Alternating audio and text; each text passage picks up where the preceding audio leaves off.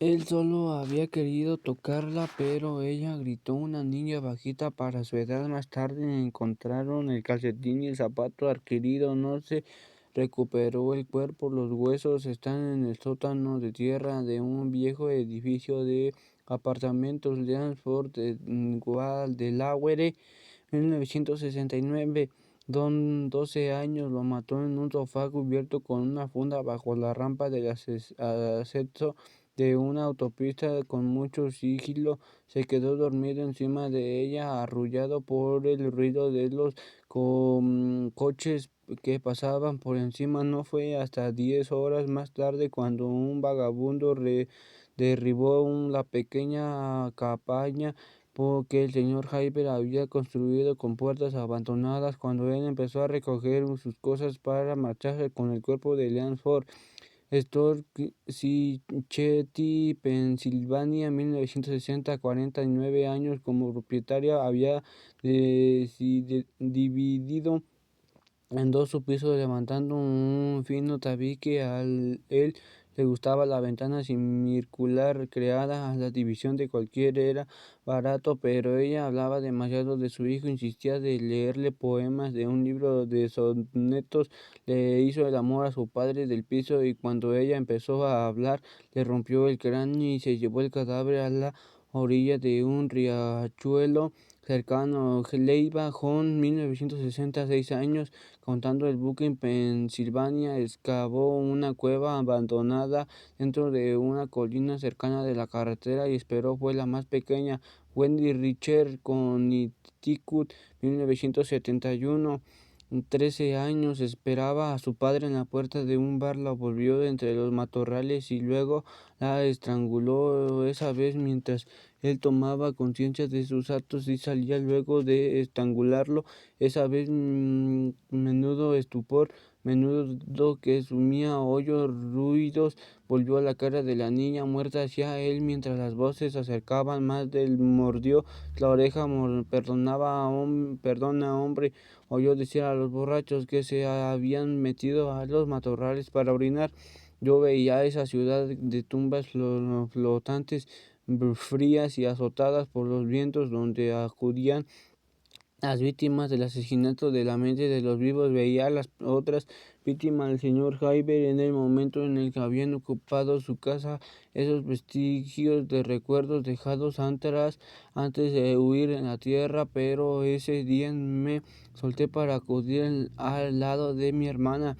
Lindsay se levantó en cuanto volvió a concentrarme en ella. Subimos juntos a las escaleras. Ella sentía como los zombies de las películas que tanto les gustaba a Samuel y a Hal, colocando un pie delante del otro, mirando frente sin comprender. Llegó a lo que equivalía al dormitorio de mis padres de nuestra casa y no encontró nada. Dio vueltas en el pasillo del piso de arriba, nada. Luego entró en lo que habría sido mi dormitorio en nuestra casa y encontró la del asesino. Era la habitación menos vacía de la casa y ella hizo lo posible por no mover nada. Al recorrer con una mano de los ejercicios amontonados de la estante, preparada para encontrar cualquier cosa de sus tibias extrañas, del cuchillo, un arma, un bolígrafo, Bill mordisqueando el Holiday, nada. Luego, mientras oía algo que no logró identificar, se volvió hacia la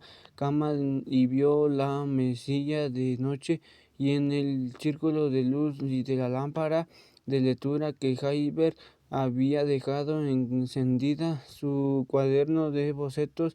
Al acercarse y al volvió a oír algo que pero no llegó a relacionar los ruidos. Un coche deteniéndose, frenando con un chillido, la puerta cerrándose de golpe. Pasó las páginas del cuaderno y miró los dibujos a tintas de vijas transversales y soportes cabestrantes y contrafuertes, y vio medidas y notas para que para ella no tenían ningún sentido. Al pasar la última página le pareció oír pasos fuera, muy cerca.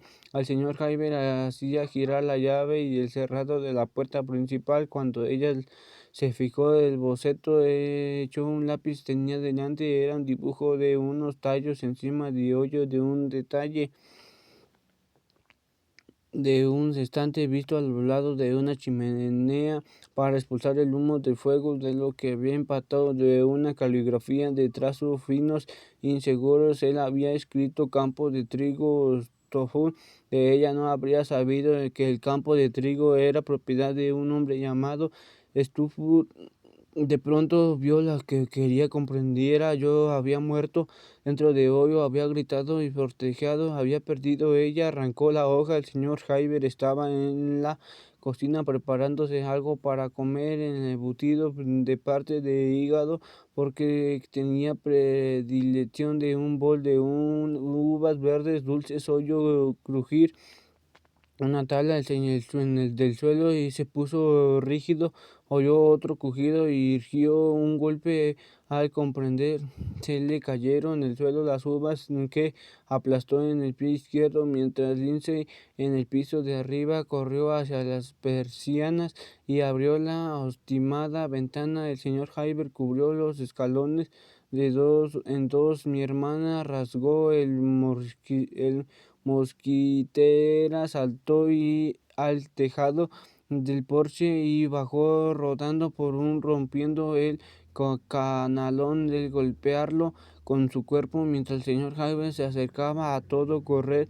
Llegó al dormitorio cuando ella aterrizaba entre los arbustos, las zarzamoras y el barro, pero no hizo daño. La salí milagrosamente y Lisa, milagrosamente joven, se levantó en el preciso momento en el que llegaba a la ventana y se detenía. La vio correr hasta el saúco. El número que llevaba estampado en la espalda le gritaba 555. Lindsay Salmón con su camiseta de fútbol. Samuel estaba sentado con mis padres y la abuela Lynn cuando Lindsay regresó a casa. Oh, Dios mío, exclamó mi madre, que fue la primera en verla por las ventanillas cuadradas que había en cada lado de nuestra puerta principal, y antes de que mi madre la abriera, Samuel ya había corrido a colocarse entre ellos. Ella entró cojeando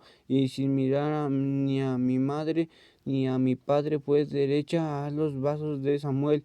Dios mío, Dios mío, Dios mío, dijo mi madre al ver la tierra y los rasguños. Mi abuela se detuvo a su lado. Samuel peinó a mi hermana y la con la mano. ¿Dónde has estado? Pero Lindsay se volvió hacia mi padre, y quien ahora se le veía como menguando, más menudo y más débil que esa hija furiosa, lo llena de vida que estaba. Ella se consumió completamente ese día. Papá, sí, cariño, lo he hecho. He entrado a su casa, temblaba ligeramente y trataba de no llorar. ¿Qué? Preguntó mi madre, negando con la cabeza. Por mi hermana no la miró ni una sola vez. He traído eso. Creo que puede ser importante. Tenía en la mano el dibujo de arrugado que había hecho más dolorosa de la caída, pero había logrado escapar. En ese momento acudió a la mente de mi padre una frase que había leído ese día. La pronunció en voz alta mientras miraba a Lindsay a los ojos. A ninguna condición se adapta más rápidamente el hombro de que al estado la guerra. Lindsay le dio el dibujo. Voy a recoger a Buque, dijo mi madre. ¿Vas a mirarlo siquiera, mamá? No sé qué decirle. Está aquí tu abuela. Tengo compras que hacer, un ave cocinar. Nadie parece darse cuenta de que tenemos una familia y un hijo, y yo me voy. La abuela Lina acompañó a mi madre en la puerta trasera, pero no trató de detenerla. En cuanto mi madre se marchó, mi hermana le cogió a la mano a Samuel. Mi padre vio la caligrafía de trazos finos y el seguro del señor Javier, lo mismo que había visto Lindsay, el posible plano de mi tumba. Levantó la mirada.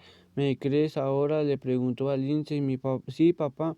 Padre inmensantemente agradecido. Tenía que hacer una llamada. Papá, dijo ella. Sí, creo que creo que me ha visto, no se habría ocurrido una bendición mayor ese día que saber que mi hermana estaba físicamente a salvo al marcharme del senador. Temblé por el miedo que se había apoderado de mí.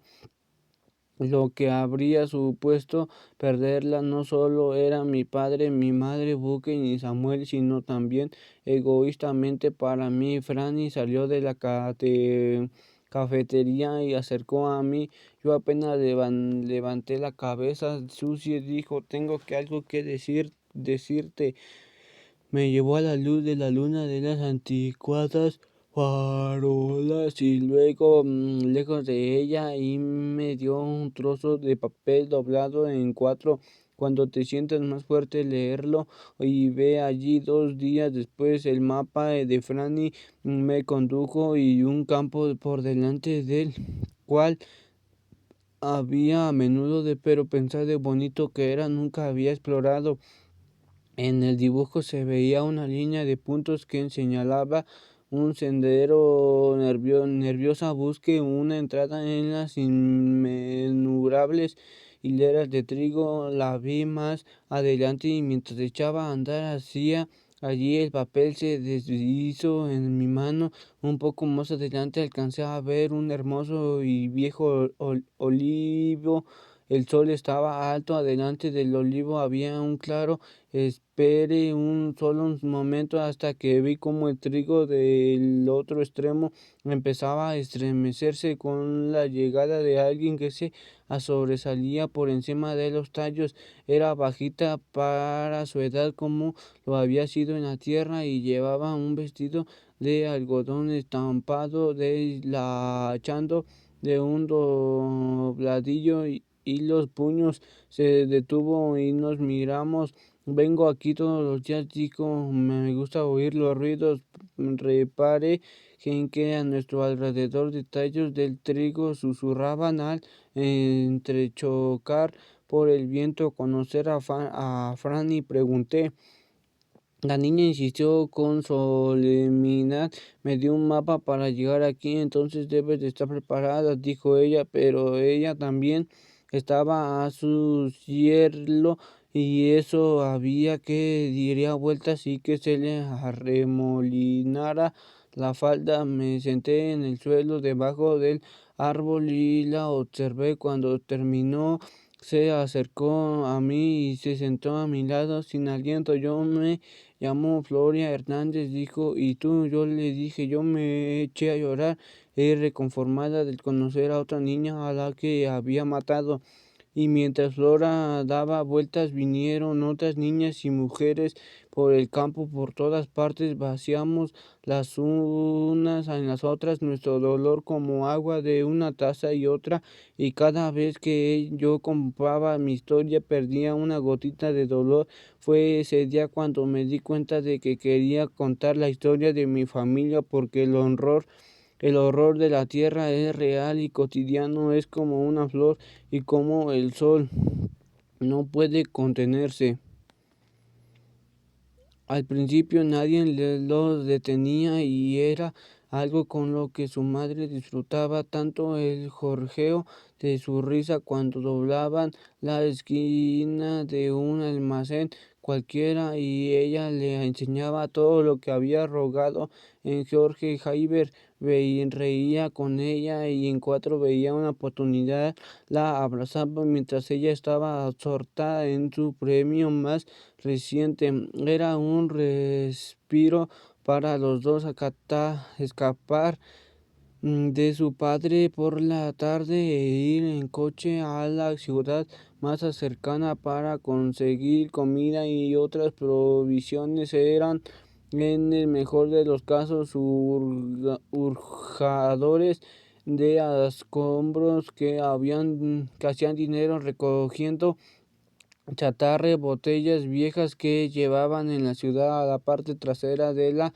articuada furgoneta de Javier padre. La primera vez que los pillaron en su madre a él, la mujer de la caja registradora los trazó con benevolencia. Si puede pagarlo, hágalo, si no, lo déjelo en el mostrador tal como está, dijo alegremente, guiñándole un ojo a un Jorge Javier de 8 años. Su madre sacó de su bolsillo un pequeño frasco de aspirinas y lo dejó en el mostrador con timidez. Puso cara de hundida.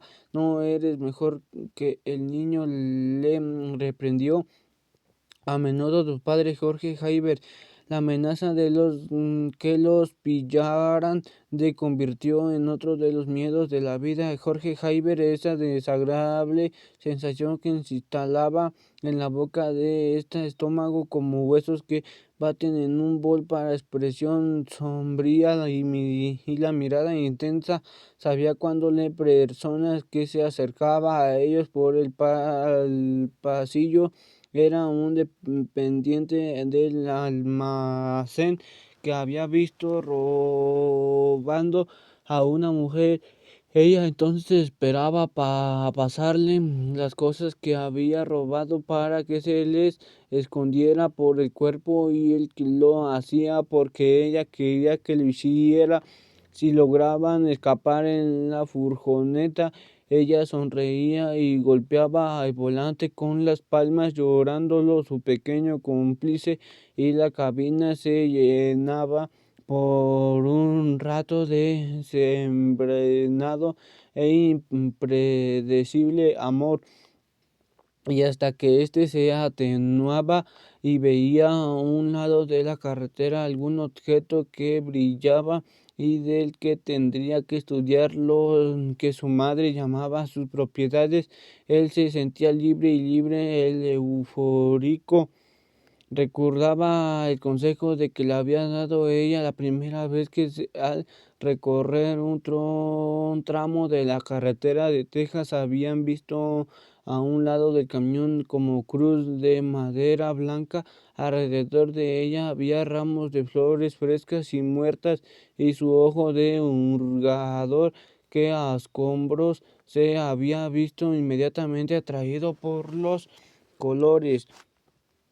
Tienes que ser capaz de mirar más allá de los muertos, dijo su madre. A veces encuentras baratijas interesantes que llevarte. Aún entonces él se dio cuenta de que eso no estaba bien. Los dos bajaron de la furgoneta y se acercaron a la cruz. De los ojos de su madre cambiaron y convirtieron en los dos puntos negros que estaba acostumbrado a ver cuando buscaban algo. Ella encontró un colgante en forma de ojo y otro en forma de corazón, y los sostuvo en alto porque él los viera. No sé qué haría su padre con ellos, pero vamos a quedárnoslos tú y yo. Tenía un alijo secreto de los objetos que nunca había enseñado a su padre. ¿Quieres el ojo o el corazón? El corazón, respondió él. Creo que estas rosas están bastante frescas para rescatarlas. Quedaran bonitas en el furgoneta. Esa noche durmieron en la furgoneta porque su madre no se vio capaz de conducir la vuelta donde su padre estaba empleando temporalmente, partiendo de abajo tablones en la fuerza de brazos, durmiendo en los dos acurrucados como si hacían una cierta frecuencia, convirtiendo el interior de la cabina en un incómodo nido. Su padre, como un perro de juguetea con una manta, daba vueltas y volvía a izquierda en el asiento. Jorge Javier había aprendido a los interiores o forcejeos que lo mejor era relajarse y dejar que ella lo moviera a su antojo hasta que su madre estaba cómoda. Él no pegaba ojo. El medio de la noche, cuando él soñaba con los lujosos interiores del palacios que había visto en los libros ilustrados de las bibliotecas públicas, alguien golpeó el techo y su madre y él se inquirieron de golpe. Eran tres hombres que miraban por las ventanas de un modo que Jorge Javier reaccionó. Era la misma mirada que veía en su propio padre cuando se emborrachaba tenía un aspecto doble en la mirada, se asentaba totalmente en su madre al tiempo que dejaba de lado a su hijo. Él sabía que no debía girarte, estate quieto, no han venido por ti, le aseguró su madre.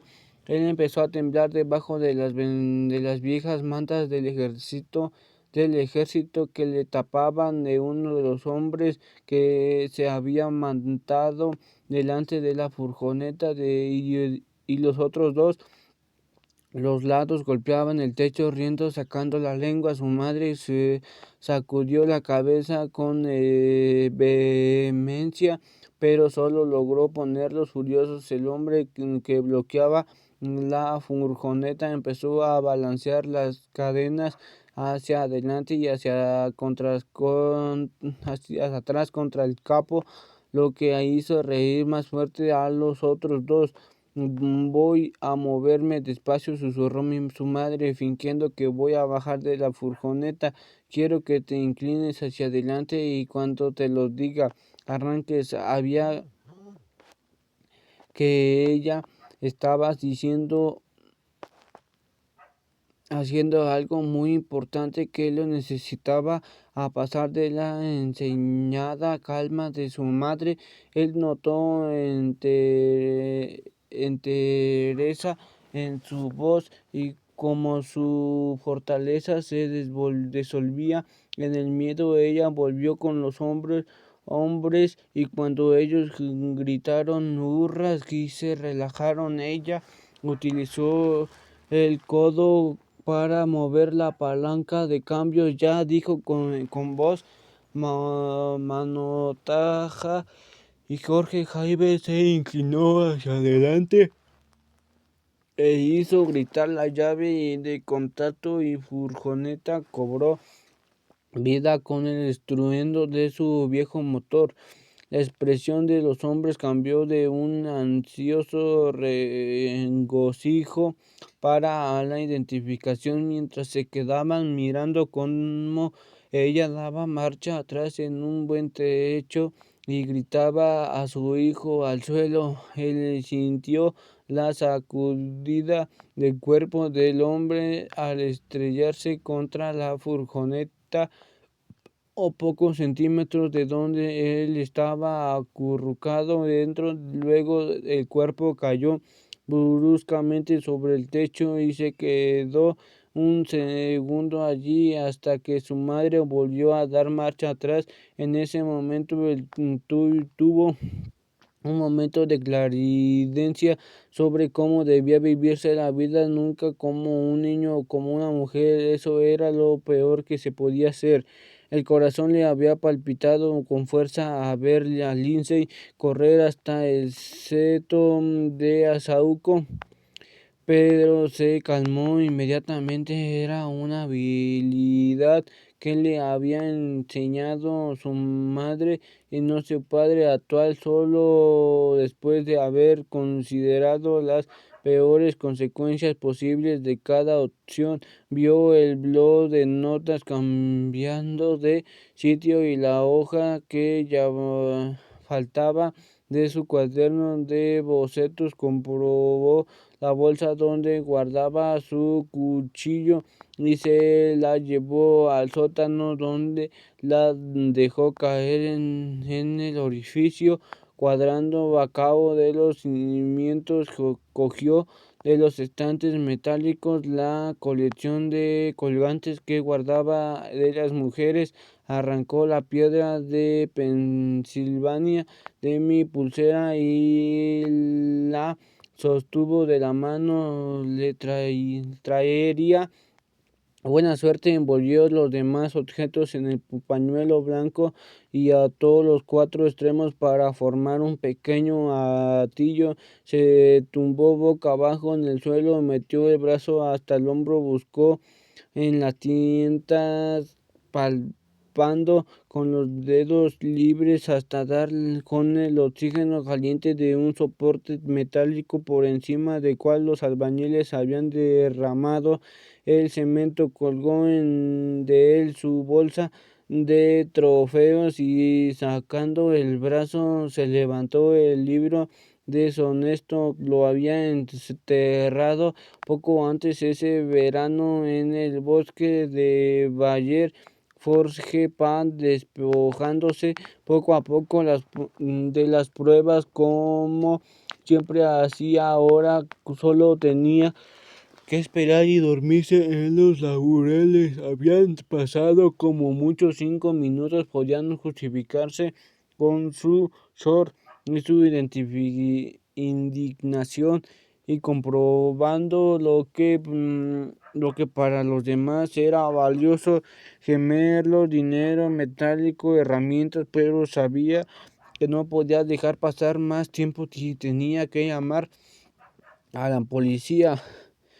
Hizo lo posible para parecer agitado, dio vueltas por la habitación respirando entrecortadamente, y cuando la operadora respondió, habló con voz nerviosa: «Ha entrado a mi casa, póngame a la policía», dijo, escribiendo el guión del primer acto de su versión de los hechos mientras calculaba para sus adentros de lo deprisa que podría largarse de allí y que se llevaría con él. Cuando mi padre llamó a la comisaría, preguntó por Len Fennerman. No estaba localizable, pero le informaron de que ya habían enviado a 2 agentes informados para investigar lo que estos encontraron. Cuando el señor Jaiber abrió la puerta, fue un hombre consternado y lloroso. Se salvó cierta cualidad repelente que atribuyeron al hecho de tratarse de un hombre que no tenía escrúpulos en llorar. Daba en todos los sentidos de impresión de estar relacionando relacionalmente entre los hechos denunciados. A pesar de que les había informado por la radio del dibujo que se había llevado Lindsay, los agentes se dejaron impresionar más por la prontitud con el señor Jaiber. Les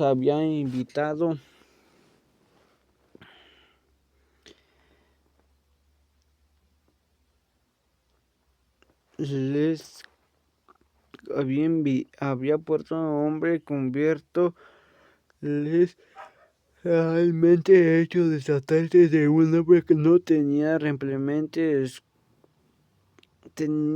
escrúpulos de llorar. Daba en todos los sentidos la expresión de estar relacionando relacionalmente ante los hechos denunciados. A pesar de que lo habían informado por el radio del dibujo que había llevado Lindsay, los agentes se dejaron impresionar más por la prontitud con que el señor Jaiber les había invitado a registrar su casa. También les apareció el señor Jaiber le había invitado a registrar su casa. La insincero de complacer la familia Salmón.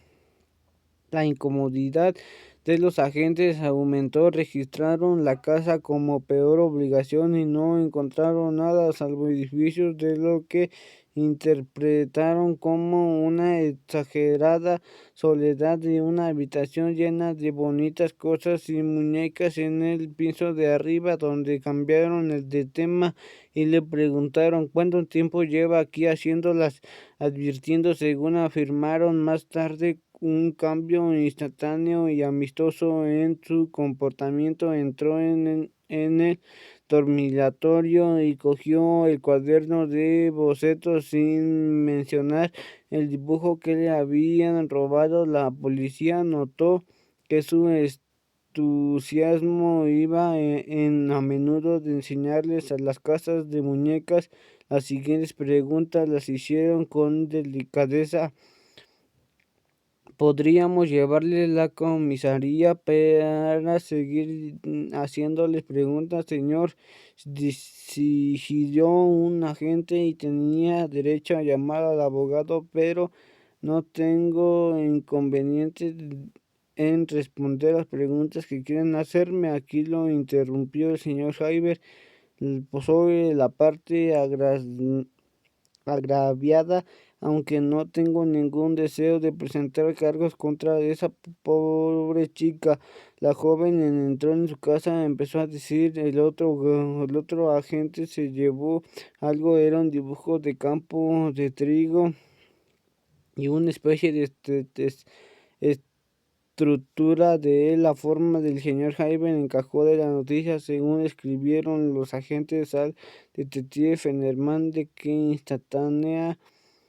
instantánea y muy convincente les dio una explicación tan inconcluyente. No vieron el peligro de que huyera, sobre todo porque no lo veían como un asesino.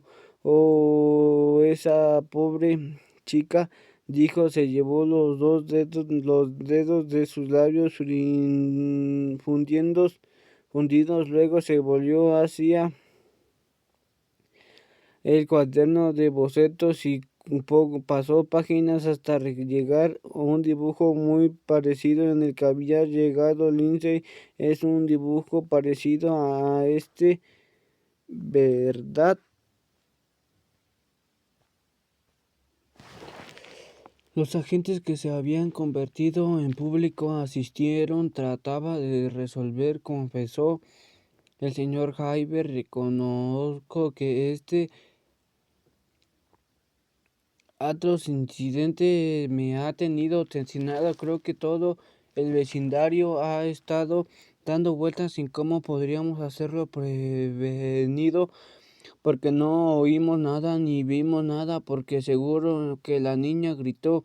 Aquí tienen, les dijo a los dos hombres señalando con un bolígrafo su dibujo. Perdonen, pero yo pienso que estructuras y pienso que me seré de la enorme cantidad de sangre que habían encontrado en el campo de trigo y de lo revuelta que estaba la tierra donde la habían encontrado. Decidí los miró, que tal vez los miró acudrillando sus ojos en los agentes, queriendo seguir lo que estaba diciendo, querían decirlo, no tenían ninguna pista ni cuerpo. Tal vez extraño hombre podría ofrecer una hipótesis factible, en fin, que la persona que lo hizo había construido algo bajo tierra de una especie de madriguera, y confesó que empecé a devanarme los decesos y a imaginar los detalles como hago con las cosas de muñecas, y le puse una chimenea y un estante, y bueno, es el vicio que tengo. Hizo una pausa. Dispongo de mucho tiempo para mí yo y funciona, preguntó a uno de los agentes. Siempre pensé que había encontrado algo, pero que nos telefoneó.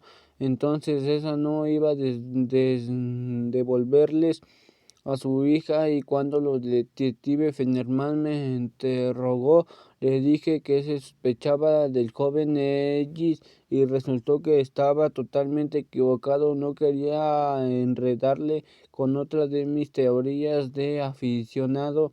Los agentes se disculparon porque al día siguiente de detective Fenerman volvieron a hacerle una visita, y pues seguramente se querría examinar el mismo material, ver el cuaderno de los bocetos, escuchar sus explicaciones sobre el campo de trigo. El señor Hyber dijo que lo consideraba como parte de sus deberes de ciudadano, a pesar de que él había sido la víctima. Los agentes documentaron la entrada de mi hermana en la casa por la ventana del sótano y la salida a continuación por la del dormitorio. Hablaron de los daños del señor Hyber y ofreció pagar de su bolsillo, insistiendo en que se había cargado de dolor abrumador del que habían dado nuestras los salmón en los pasamos meses, en el que decía haber contagiado ahora a mi hermana de la pobre niña. Vio cómo disminuir las posibilidades de que capturaran a Hyber mientras contemplaba al fin mi familia tal y como yo lo había conocido. Después de ir a buscar a Buque en la casa de Nate, mi madre se paró en un teléfono, publicó a la carretera 330 y le pidió a alguien que se reuniera con ella en una ruidosa y bulliciosa tienda del centro comercial que había cerca de la tienda de comestibles. Él se puso en camino inmediatamente.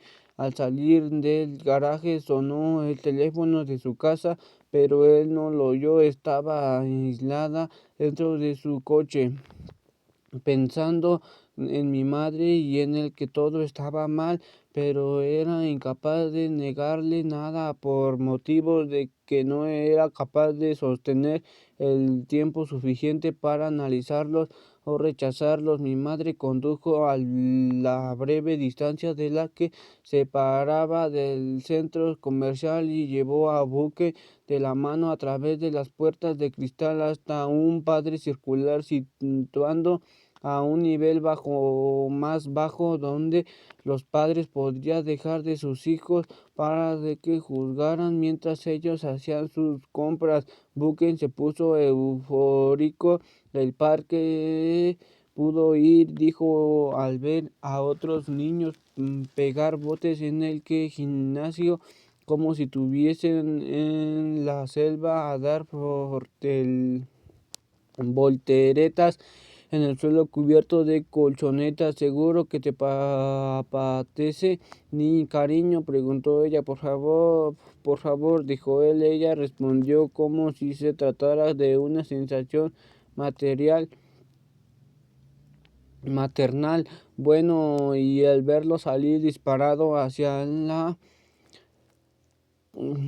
el tobogán roto, dijo tras él, pero aparte bien, nunca le había dejado jugar allí. Solo dio su nombre de monitor que vigilaba el parque y dijo que estaría comprobado el piso inferior acerca del Guanamosker. Mientras el señor Jaime le explicaba su teoría sobre mi asesinato, mi madre sintió el roce de una mano en el hombro dentro de una tienda de baratijas llamada Spencer. Él, al volverse con bastante alivio, vio la espalda del Enferman salir de la tienda pasando junto a máscaras de brillaban de la oscuridad 8 pelotas de plástico negro, llaveros de gnomos peludos y una gran calavera sonriente salió tras él. Él no se volvió, ella se siguió, al principio excitada y luego enfadada. Entre paso y paso tenía tiempo para pensar y no quería hacerlo. Finalmente lo vio abrir una puerta blanca en la pared en la que nunca se habían fijado. Supo por los ruidos del que oía al fondo del oscuro pasillo que Len le había llevado en las extrañas del centro comercial. El sistema de filtración de aire a la planta de la bombilla de agua no le importó. En la oscuridad se imaginó dentro de su propio corazón y sucedió simultáneamente en su mente del dibujo ampliado que había colgado de su consulta de su médico y de la imagen de mi padre con su bata de papel y sus calcetines negros sentado en el borde de la camilla mientras el médico les explicaba los peligros de una insuficiencia cardíaca congestiva. Justo cuando estaba a punto de abandonarse a la aflicción de echarse a llorar, tropezar y caer en la confusión, llegó al final del pasillo. Este se abría a una sala enorme de 3 plantas de que vibraba, zumbaba y a lo largo de la cual había lucecitas colocadas al azar en cirtenas de bombas. Se detuvo y escuchó en la espera de oír algún ruido aparte del sorcedor martillero del aire y ser succionado y reacondicionado para ser expulsado de nuevo. Nada.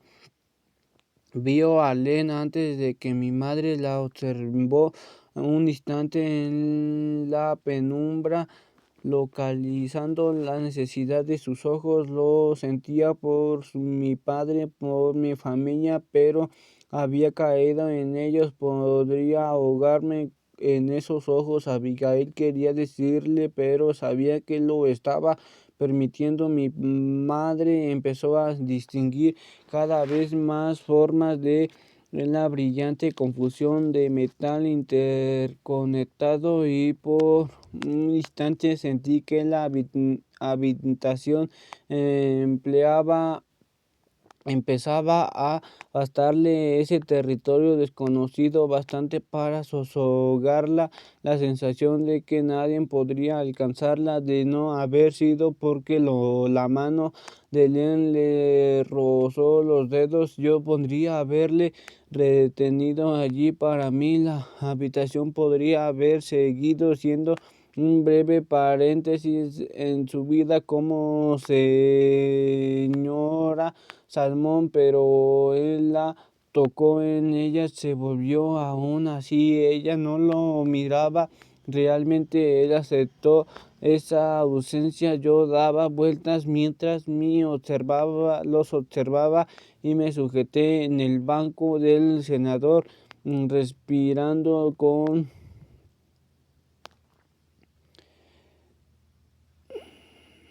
ante su casa. Sentí los besos. Senador respirando con dificultad. Ella no podía saber. Pensé que mientras hacía el pelo de Lenny alcanzaba la parte inferior de su espalda, atrayéndola hacia sí. El hombre que me había asesinado acompañaba a dos agentes de la puerta de su casa. Sentí los besos descendían por el cuello de mi madre hasta su pecho, como las ligeras patitas de los ratones y como los pétalos de flores caídos, y eran destructivos y maravillosos a la vez. Eran susurros que la llamaban, alejándola de mí, de mi familia, de su dolor. Ella los siguió con el cuerpo mientras le cogía la mano y la apartaba de la pared, acercándola a la maraña de tuberías cuyo ruido se sumaba al estruendo general. El señor Javier empezó a recoger sus pertenencias. Mi hermano conoció a una niña que jugaba a la Jude en la parque. Mi hermana estaba tumbada en su cama con Samuel, los dos totalmente vestidos y nerviosos.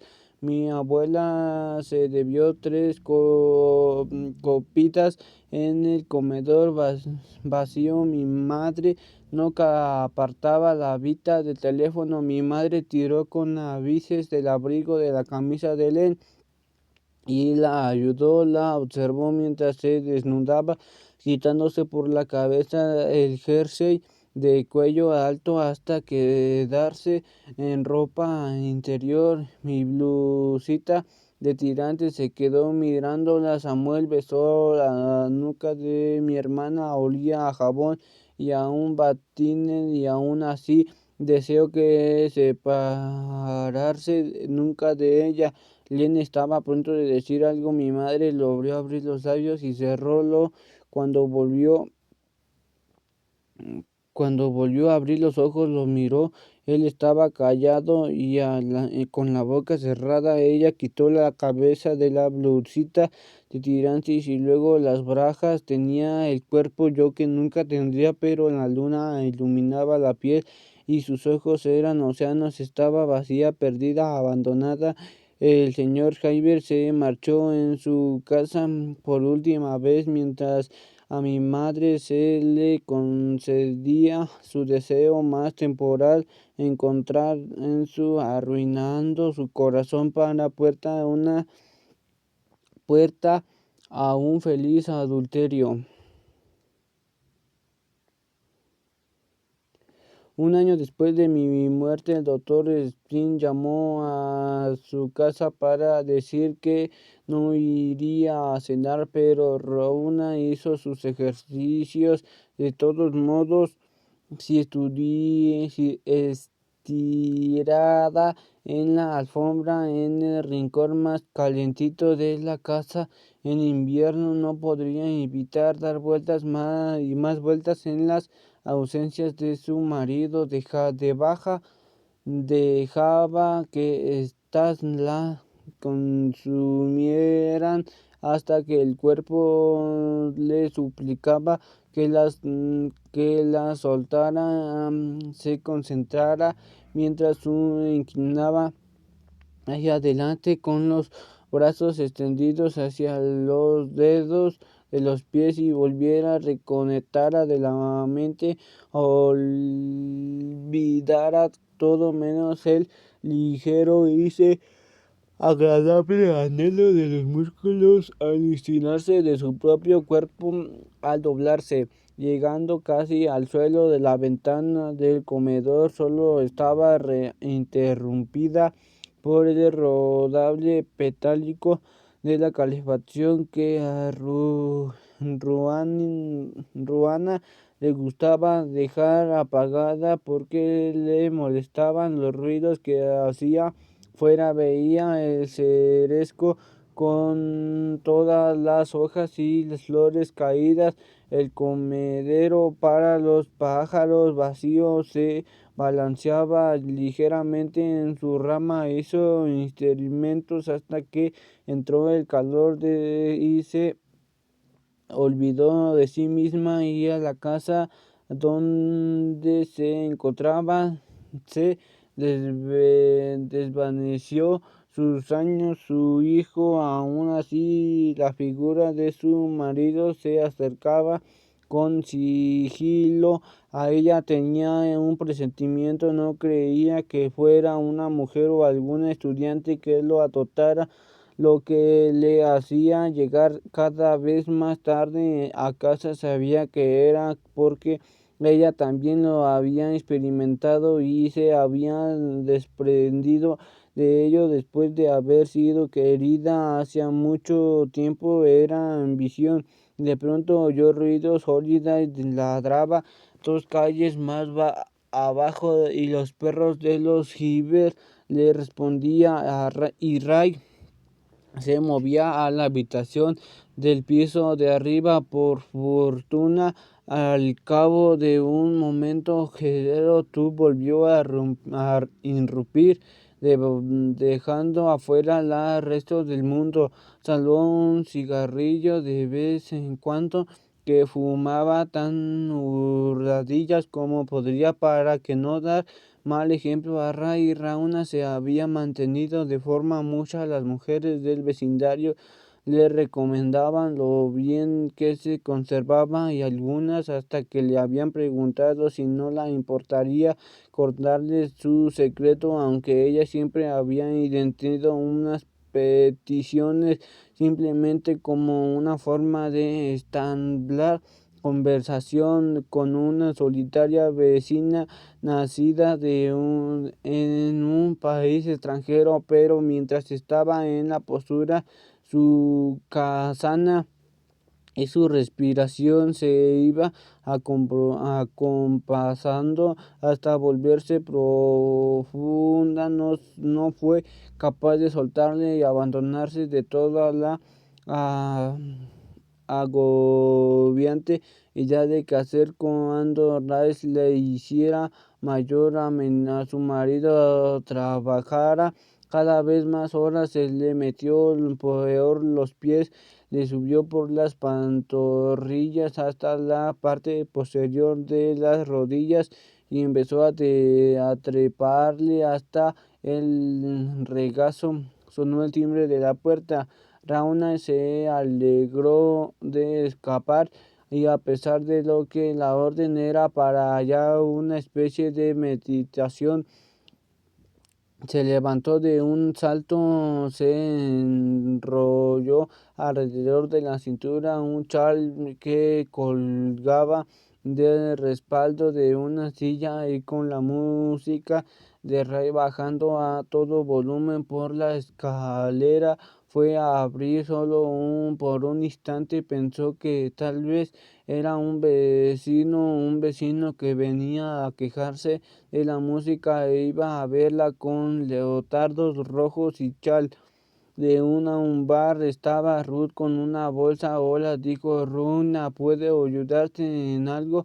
He venido a ver a Ray. Pasa a todo eso detuvo a ser dicho casi a gritos a causa del estruendo que llegaba del piso de arriba. Ruth entró en el vestíbulo. Sube, gritó Rauna señalando las escaleras. Observé cómo Rauna abarcaba con la mirada del holgado peto a Ruth Heiser del cuello alto. La parca podía empezar con ella, se dijo. Ruth estaba en la tienda de comestibles y con su madre cuando vio las velas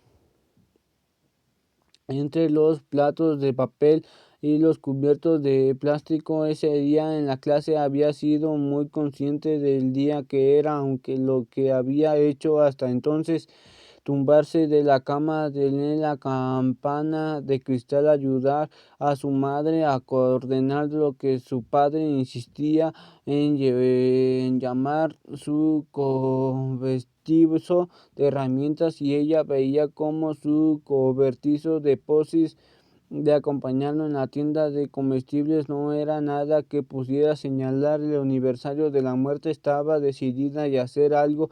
Al ver las velas supo inmediatamente que iría a casa de Ray y le pediría la acompañara. Debido a sus encuentros de la plataforma de lanzamiento de peso, los compañeros de clase los habían tomado por pareja. A pesar de todas las pruebas demostraban lo contrario. Ruth ya podría dibujar tanto desnudos femeninos como quisiera, cubrirle la cabeza con pañuelos, escribir sobre Janis Joplin, protestar en voz en cuello contra la operación de tener que afeitarse las piernas y las axilas. A los ojos de sus compañeros seguía siendo una niña rara que había sido sorprendida besándose con un niño raro. Lo que a nadie comprendía y no podía decir si siquiera era que había sido un experimento entre ellos. Ray solo me ya había besado a mí y a Ruth nunca había besado a nadie, de modo que los dos habían decidido besarse y ver qué pasaba, no siendo nada. Había dicho Ruth, siendo tumbado al lado de él entre las hojas de un aceite detrás de un apartamento de los profesores. Yo tampoco reconoció Ray. ¿Sentiste algo cuando besaste a Susie? Sí, que quería más. Esa noche soñé que volvía a besarla. Me pregunté si ella pensaba lo mismo, si es sexo aún no había ido tan lejos, dijo Ray. Ahora te besó a ti y no a ti. Y no es lo mismo, podríamos seguir intentándolo, dijo Ron. Estoy dispuesta si no le dices a nadie. Creía que le gustaba a las chicas, dijo Ray. Hagamos un pacto, dijo Ron. Imagínate que soy sucia y yo lo haré lo mismo. Eso es totalmente neurótico, dijo Ray sonriendo. Estás diciendo que no quieres a lo atormentó Ruth, enseñándome, ves los dibujos.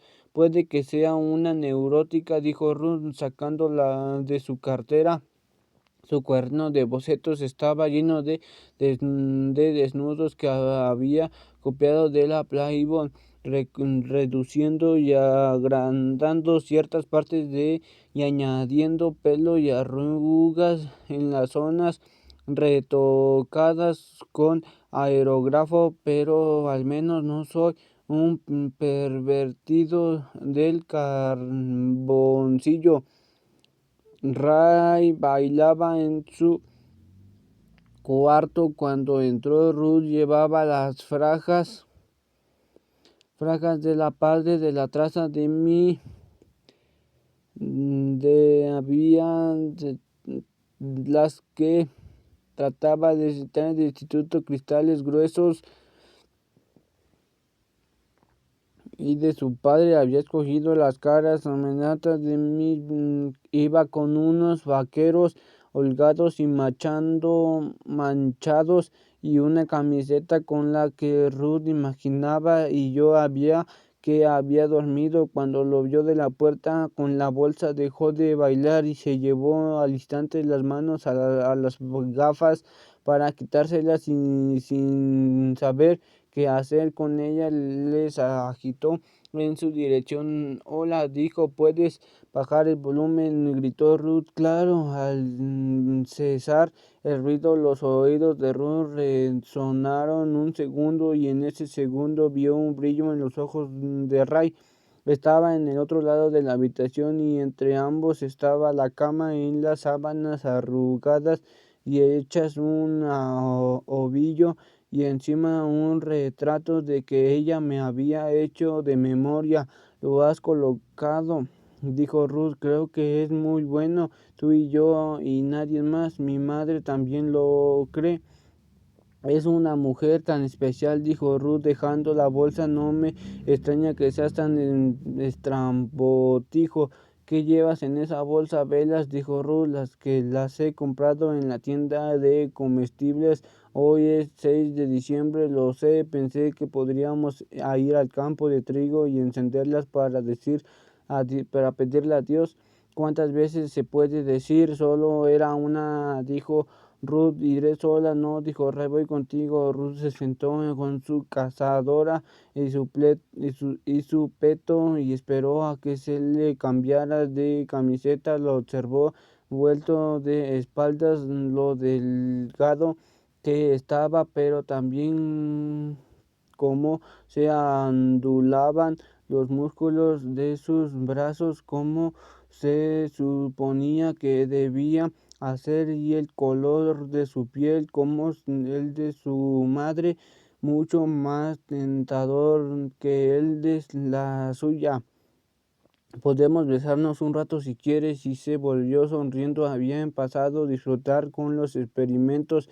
Ya no pensaba en mí, aunque no podía decírselo a Ruth. Le gustaba que ella maldijera y odiara el instituto. Le gustaba lo inteligente que era y que fingiera que no importaba que el padre de él fuera médico, aunque no fuera un médico de verdad, como señaló.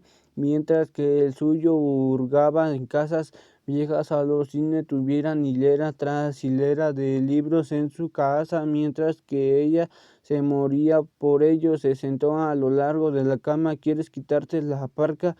Ella se la quitó, y así el día de aniversario de la muerte de Ray se lanzó sobre Ruth y los dos se besaron, y en cierto momento ella lo miró en la cara. Mierdas, dijo, creo que siento algo. Cuando Ray y Ruth llegaron al campo de trigo, lo hicieron callados, cogidos de la mano. Ella no sabía si él la cogía porque velaban juntos por mí y porque le gustaba hacerlo. Su mente era torbellino.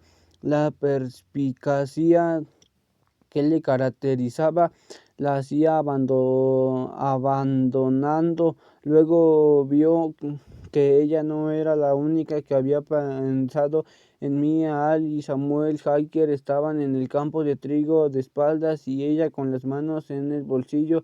Ruth vio los narcisos amarillos en el suelo. ¿Los has traído tú?, le preguntó a Samuel. No, dijo Han, respondiendo por su hermano. Ya estaban aquí cuando hemos llegado. La señora Sten observaba desde el cuarto de su hijo en el piso de arriba. Decidió ponerse el abrigo y salir al campo a pararse a pensar de las correspondía estar allí o no. George Grance tranqui doblaba la esquina cuando vio a la señora Sten salir de su casa con una flor en la báscula. Charlaron en la noche en la calle durante unos momentos. Grace dijo que iba a pasar antes por casa porque se reuniera con ellos. Grace hizo las llamadas a su novio que vivía a poca distancia de una urbanización ligeramente más próspera y otra a los Gilbert. Estos aún no se habían recuperado del extraño papel que habían desempeñado de la investigación de mi muerte, que su fiel perro ladraron hubiera descubierto la primera prueba. Gracias se ofreció a acompañarlos, dado que eran ancianos, y a atravesar los jardines de los vecinos y al accidentado suelo del campo de trigo. Sería que un reto. Jardines de los vecinos del accidente del solo campo traía un reto para ellos, y el señor Harry quiso ir. Necesitaban hacerlo, le dijo Harry tranquilo sobre una mujer, aunque yo veía lo destrozado que estaba. También él siempre disimulaba su dolor mostrándose atento a su mujer, aunque se les había pasado la cabeza regalar su perro era un consuelo para ambos. El señor Gilbert se preguntó a lo sabía Ray qué les hacía recatos que en un buen chico que había sido erróneamente juzgado, de modo que llamó a casa de los sin Rauna. Dijo que le aparecía y su hijo ya estaba allí, pero que ella también iría. Lindsay miraba por la ventana cuando vio a Grace tranquil, cogía del brazo de la señora Gilbert y al novio de Grace sosteniendo al señor Gilbert mientras cruzaban el jardín de los Deyer. Los Deyer. Pasa algo en el campo de trigo, mamá dijo. Mi madre estaba leyendo y Molière, que un tanto apasionamiento había estudiado en la universidad, y desde entonces no había vuelto a mirar a su lado. Estaban los libros que la habían señalado como su estudiante ultramoderna. Estar coletal puro los había debajo de la estantería de su cuarto y se había prometido leerlos ese año. No me interesa, le dijo a Lindsay, pero estoy segura de que a tu padre sí que le interesará cuando llegue a casa. Porque no subes a jugar con tu hermano? Mi hermana llevaba semanas andando detrás de nuestra madre tratando de ganársela sin hacer caso de las señales que ésta le envidiaba al otro a lo suficiente. Y él le había algo. Lindsay estaba segura de ello. Se quedó sentada en el lado de mi madre observando a nuestros vecinos desde la ventana.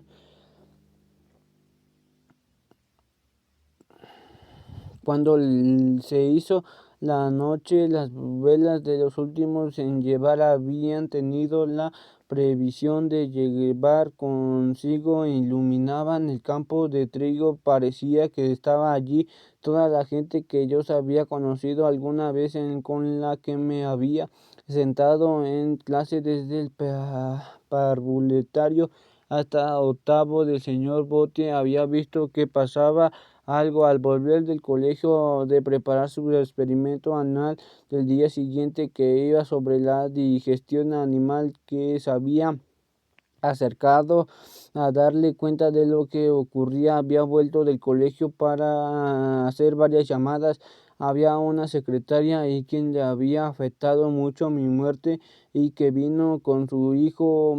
Había profesores que no habían acudido al funeral oficial del colegio. Los rumores acerca de la presunta culpabilidad del señor Jaiber habían empezado a abrirse. Pasó entre los vecinos de la noche de Acción de Gracias. De lo único de que se hablaba en el vecindario la tarde siguiera era posible podría haber matado a Susi Salmones, en un hombre extraño que había vivido discretamente entre ellos, pero nadie se había atrevido a abordar a mi familia para investigar los detalles.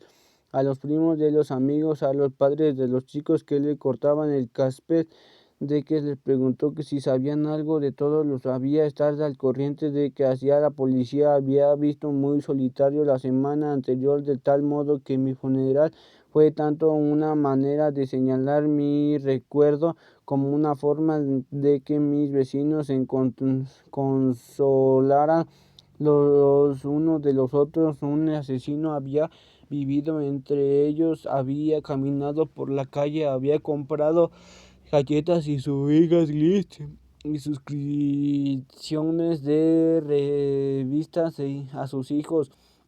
En mi cielo yo vibraba de la energía del calor, medida que llevaba a cada vez más gente. El campo de trigo encendía sus velas y empezaban a cantar muy bajito una especie de canto fúnebre en el que el señor Dyer evocó el lejano recuerdo del abuelo de Dublín. Mis vecinos se sintieron incomodados al principio, cuando el señor Derwin se puso a cantar, la secretaría del colegio se único que su voz menos melódica, ruana, sin permaneció regida en el borde del corro, lejos de su hijo. El doctor Sman había llamado justo cuando ella salía para decirle que iba a quedarse a dormir en la oficina, pero otros padres que volvían del trabajo aparcaron el coche en los caminos de acero en sus casas dejaron y se reunieron con sus vecinos cómo iban a trabajar para mantener en sus familias y al mismo tiempo vigilar a sus hijos para cerciorarse de que estaban fuera de peligro. Como grupo aprendían en que era imposible que por muchas normas que establecieran lo que me había pasado a mí podía pasarle a cualquiera. Nadie había telefoneado a nuestra casa. Dejaron a mi familia tranquila. La imponentable barrera rodeable de las tejas, de la manera del hueco de la chimenea, el montón de leña, el camino de garaje. La cerca era como una capa de hierro transparente que cubría los árboles cuando llovía y luego helada. Nuestra casa parecía igual que las demás casas a la manzana y luego helada. Nuestra casa pero no lo era. El asesinato tenía una puerta sanguinolenta, el otro lado de la cual estaba todo lo que a los a todos les parecía inconcebible. El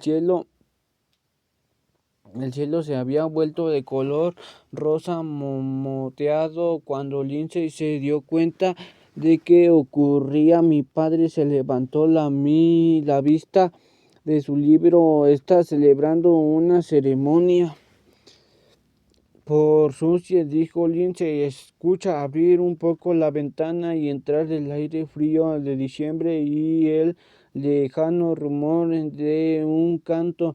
Mi madre empleó toda su energía. Ya hemos tenido un funeral, dijo. Para mí se ha acabado, que se ha acabado. Mi madre tenía los codos apoyados en los brazos del sillón que de orejas amarillas inclinó ligeramente hacia adelante y su cara quedó en la sombra, haciendo más difícil de Lindsay viera su expresión. No creo que ella esté esperándonos allá afuera. No creo que encender velas de hacer todo lo honreo su recuerdo. Hay otras maneras de honrarlo. ¿Cuáles? Preguntó Lindsay. Estaba sentado en las piernas cruzadas de la alfombra delante de mi madre, que estaba sentada en el sillón de orejas de un dedo marcado en un lugar donde se había quedado de la lectura de Moriel. Quiero ser algo más que un madre. Lindsay creyó comprenderlo. Ella quería ser algo más que una chica. Mi madre dejó el libro de Moriel encima de la mesa al de centro de su deslizo hacia adelante hasta sentarse sobre la alfombra. Yo me sorprendí. Mi madre nunca se sentaba en el suelo, lo hacía en los escritorios de apagar facturas o en el sillón de orejas o a veces en el extremo del sofá con Olida y acurrucado en su lado. Cogió de la mano de mi hermana entre las suyas. ¿Vas a alejarnos?, preguntó Lindsay. Mi madre titubeó. ¿Cómo iba a decirle lo que ya sabía en lugar de mintió? Le prometió que nunca voy a dejar. Lo que más deseaba era volver a ser la chica libre y sin compromisos que apilaba porcelana de Guanamaker.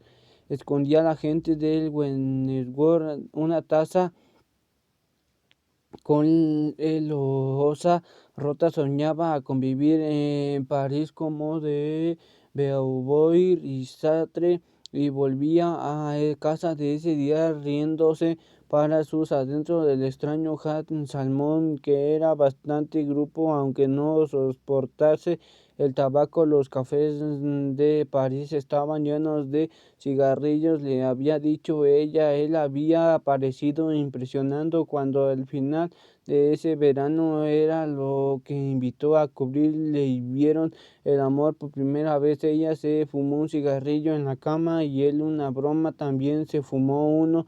Cuando se le pasó la taza de la porcelana rota como cenicero. Empleó todas las palabras favoritas para embellecer la historia de cómo había roto y escondido dentro de su abrigo a la hora familiar taza de Westworth. Ven aquí, hija mía, dijo mi madre. Lindsay obedeció. Apoyó la espalda del pecho de mi madre y ésta la meció con torpeza en la alfombra. Lo estás haciendo muy bien, Lindsay. Estás manteniendo vivo a tu padre. Y oyeron el coche detenerse en el camino del garaje. Lindsay dejó que mi madre la abrazara mientras pensaba en Rowena sin fumando detrás de su casa. El dulce aroma de los Dowling había llegado hasta la calle de transportado de mi madre muy lejos. El último novio que había tenido antes de mi madre le encantaban los Galoises. Era un tipo pretencioso, pero en cierto modo tan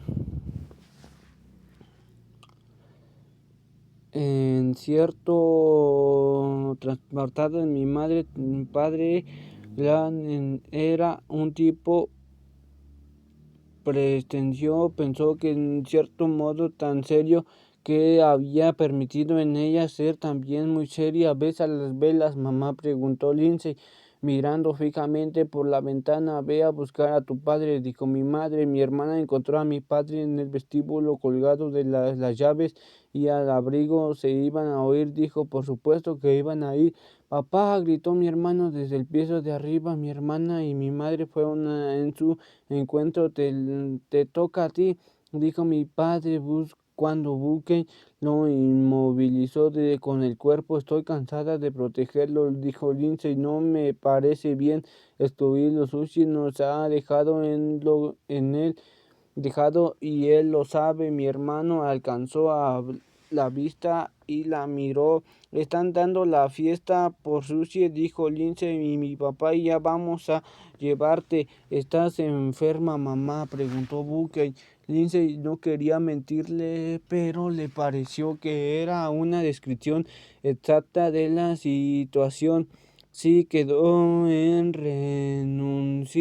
reunirse abajo con su padre mientras llevaba a Bucken en su cuarto para cambiarle la ropa. La veo, ¿sabes?, dijo Bucken, y Lindsay lo miró. Viene y habla conmigo y yo pasamos tiempos juntos mientras tú juegas fútbol. Lindsay no sabía qué decir y lo que lo cogió del otro de lo atrajo hacia así como él no menudo hacía un holiday. Eres un niño extraordinario. Eres un, eres un niño extraordinario. Mamá desprendió de las escaleras del aforrarse de la mano izquierda de la barandilla de manera que llegó al vestíbulo. Mi madre, ella acercándose y recogiendo un libro de Moriele, entró un siglo en el comedor donde él no la viera. Se puso a leer a pie de un rincón del comedor, escondiéndose de su familia. Esperó que la puerta se abriera y se carreras de mis vecinos, de profesores, amigos y familiares se colocaron en círculo alrededor de un lugar escogido al azar, no muy lejos de donde me habían matado mi padre y sus hermanos. Volvieron a oír los cantos cuando salieron todo en mi padre se inclinó al lado lanzó hacia el color a la luz. Quería desesperadamente que yo estuviera presente en la muerte y en el corazón de todos. Mientras observaba me di cuenta que algo así casi todos los desaprendían, lo que había convertido en una de las muchas niñas desaparecidas. Ellos devolverían y sus casas y se encerrarían como una carta del pasado que no volvería a abrirse, a leerse, y yo tenía una oportunidad para despedirme de ellos y desearles de lo mejor, bendecirlos de alguna manera por sus buenos pensamientos. Un apretón de manos en la calle y un objeto caído recogido y devuelto de una afable saludo de una mano desde una ventana lejana, de un movimiento de la cabeza, una sonrisa, unos ojos que se fijan en la travesura de un niño. Ruth fue la primera en ver los tres miembros de mi familia y tiró a Ray de la manga. Vete a ayudarlos, susurró, y Ray, que había conocido a mi padre el primer día de lo que resultaría ser un largo trayecto para mí, intentar dar como mi asesino. Se adelantó Samuel también, se separó en la gente como jóvenes pastores. Condujeron a mi padre y a mi hermano hasta el grupo de que se apartó para dejarles pasar y aguantó silencio. Mi padre llevaba meses sin salir de casa, salvo para ir a volver de trabajo o sentarse en el patio trasero, y no había visto a sus vecinos. Ahora los miró uno por uno y se dio cuenta de que habían querido personas el que no ni siquiera reconocía. Sintió una oleada de afecto como no había experimentado en lo que le parecía mucho tiempo, en expresión de los breves instantes olvidados con Bucken, los amorosos accidentes de su hijo. Miró al señor Dewey.